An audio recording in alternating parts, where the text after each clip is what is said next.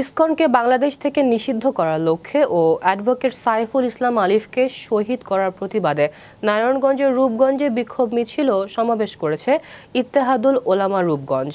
শুক্রবার দুপুরে উপজেলার ভুলতা গাউসিয়া বাস স্ট্যান্ড মসজিদের সামনে ঢাকা সিলেট মহাসড়কে এ সমাবেশ ও বিক্ষোভ মিছিল করা হয়।